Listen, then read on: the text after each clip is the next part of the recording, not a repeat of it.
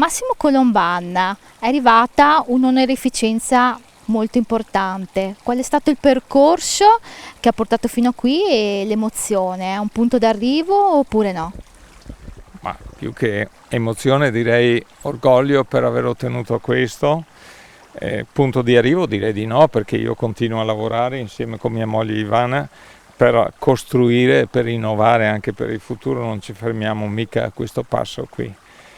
È arrivato così all'improvviso anche per me, anche se devo dire che sono stato il primo in 45 anni ad essere onorato di questa medaglia, diciamo, al valore dell'Australia, e credo soprattutto per aver ristrutturato la Permastilisa, per aver servito come console onorario qui in Veneto, perché per gli australiani fare il console vuol dire servire i cittadini australiani e quindi vuol dire che ho fatto un buon servizio.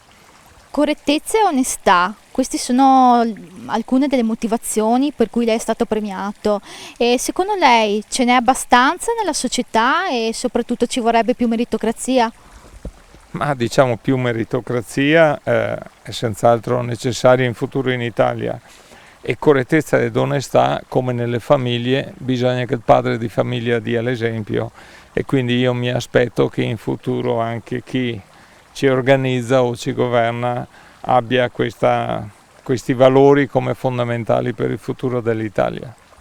C'è una citazione sua dove lei dice: tutto ciò che rimane fermo è destinato a morire, l'innovazione è vita. Che cosa significa fare innovazione e soprattutto i giovani come possono essere innovativi? Ma i giovani, diciamo, possono sempre essere innovativi, guai se non lo fossero. Cioè, la nostra società ha un fortissimo bisogno di innovazione, pensiamo solo all'arretramento burocratico del nostro sistema paese.